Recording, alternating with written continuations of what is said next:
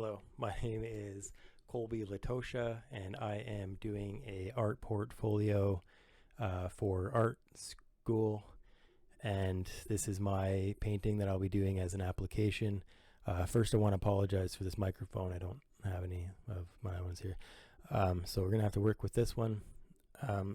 So this is going to be an oil painting. It is going to be a self-portrait. It is a memento mori style, in the style of vanitas, which is a vanity painting representing life. This painting was conceptualized in March of 2025 after reading a translation of Splendor Solis by the translator J.K. So this is a translation of the alchemical manuscript by Solomon Trismosin, which obviously details the steps to creating the philosopher's stone, which will grant the creator eternal life. So this painting explores these concepts on a few different levels. First, it struck me that JK was an anonymous translator doing this translation. I found this work online in the Cornell University archives, which you can find with some searching for yourself. So this painting, first of all, I noticed on plate number 3 in Splendor Solis that according to Solomon Trismosin, there were 4 colors that were necessary as part of the steps to creating the philosopher's stone. Now, these 4 alchemical processes had a color associated to each one of them. Now, the colors that were associated to them, I'm going to butcher their naming of them, but they're here. So Negredo, which is black, Albedo, which is white, Citrinitas, which is yellow, and Rubedo, which is red. Now, obviously, the jury who is watching this would understand or know this already, but for those of you who may not, these 4 colors represent the Zorn palette, which was made famous by the oil painter Anders Zorn. So these 4 colors are basically used for creating one of the greatest palettes for human skin for many reasons. And there's a lot of great contrast in this palette. But one of the things that's very unique about this palette that you may have noticed right away is that it's missing one of the primary colors, okay, which is odd. Most painting palettes, you focus on having the primary colors if you can. This is obviously a very limited palette. It does not have one of the primary colors.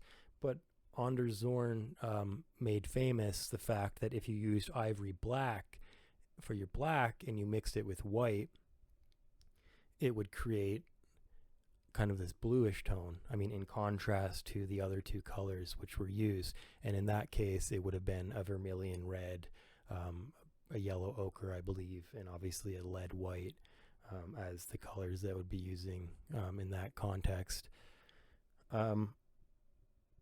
It struck me as odd when I was reading the chemical manual that these 4 colors that were required for eternal life came up again and again in some of the most famous paintings through art history. Essentially eternal life for those who painted with those colors. So this was conceptualized as kind of like an introduction to my work, to people who make art, essentially, for their judgment, I guess, if that makes sense.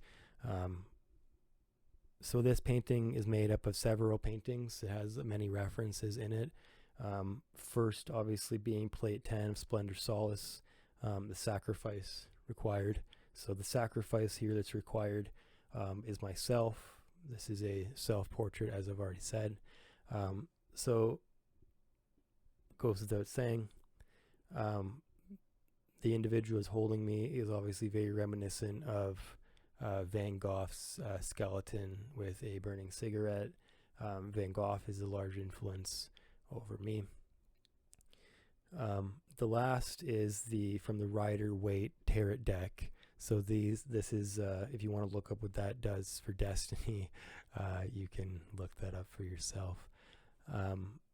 Finally, Saturn is a masculine influence, which is exerted on all art. and specifically in this context, in my opinion.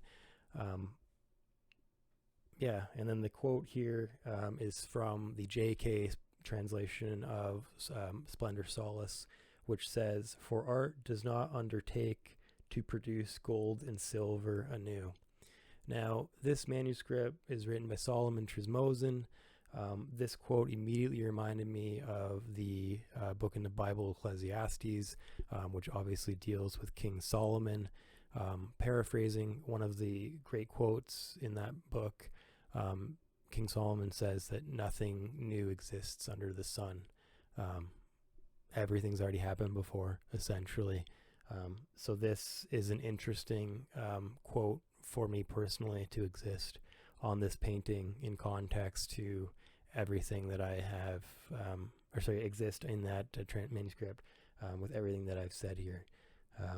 So yeah, without further ado, I will be painting this today. Once again, this will be an oil painting. I will be painting it with only 4 colors. Once again, black, white, yellow, and red. It's an oil painting. I will be using turpentine, linseed oil, and a varnish which is made out of gum de mar resin and turpentine, which has been dissolved in that, and I use that in the painting as well. So yeah, that's the materials here, and I'll be using Hog's hair brushes for this. So yeah, without further ado, once again, my name is Colby Latocha. This is my self-portrait painting for my art school portfolio, and I would love to hear what you think. So thank you so much, and enjoy.